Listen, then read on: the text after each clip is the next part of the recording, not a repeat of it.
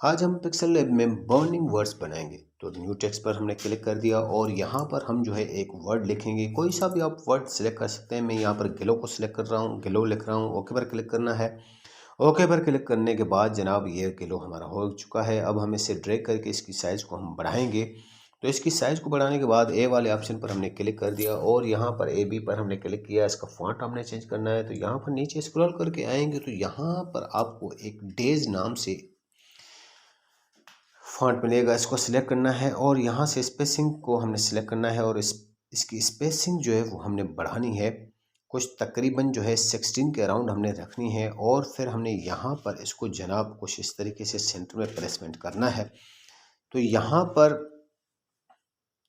हम जो है जनाब इसको स्ट्रोक देंगे। इसको स्ट्रोक जो है वो हम देंगे यहाँ से। इसका स्ट्रोक का कलर हमने सिलेक्ट करना है। ये मैंने कलर यहाँ से सिलेक्ट किया है। आप कोई सा कलर सिलेक्ट कर सकते हैं, इसमें कोई इशू नहीं है, लेकिन कोई डार्क कलर सिलेक्ट कीजिएगा। उसके बाद राइट पर क्लिक किया, एग्जिट किया और अब हम यहाँ पर इसे रिलेटिव पोजीशन पर सेट करेंगे। राइट पर क्लिक करेंगे और यहाँ पर फिर हम लेयर पर आए और इसे लॉक कर दिया ताकि ये अपनी जगह से हिले डुले ना। इसका बैकग्राउंड का कलर हमने चेंज करना है। बैकग्राउंड का कलर इसका मैंने ब्लैक सिलेक्ट कर दिया, राइट पर क्लिक किया।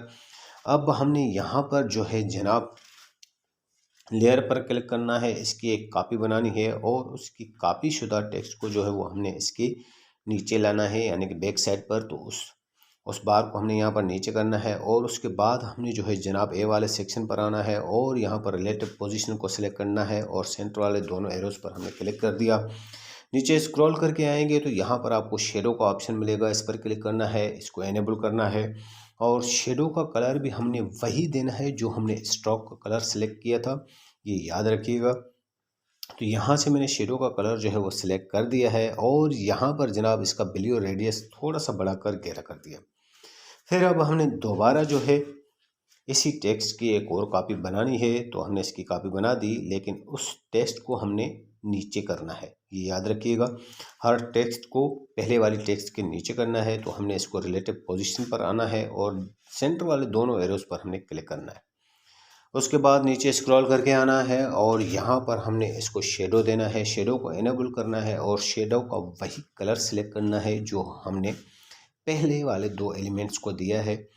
तो शेडो का कलर सिलेक्ट करने के बाद इसका बिलियो रेडियस अब थोड़ा सा पहले वालों से ज़्यादा करना है, यानी कि अब हमने 14 कर दिया।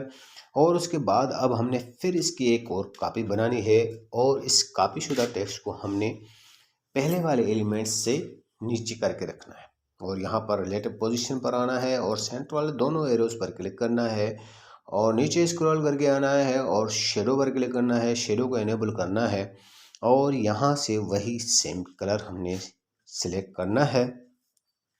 उसके बाद जनाब हमने इसका बिलियो रेडियस जो है वो बढ़ाकर कितना करना है ये भी मैं आपको अभी बता देता हूँ कि हमने इसका 17 कर दिया बिलियो रेडियस और ये हमारा जो है बर्निंग वर्ड बन चुका है कि हम पिक्सल लैब में एक बर्निंग वर्ड किस तरीके से बना सकते हैं।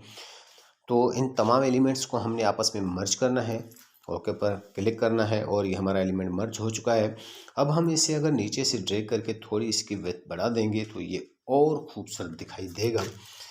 आप इसका बिलियो रेडियस बढ़ाकर इसका शेडो और बढ़ा सकते हैं। मुझे जितना अच्छा लग रहा था मैंने उतना इसको सिलेक्ट किया। बिलियो रेडियस को रिलेटिव पोजीशन पर क्लिक करके हमने इसे सेव करना है, कस्टम पर क्लिक करके हमने अल्ट्रा सेलेक्ट करना है और सेव टू गैलरी करना है।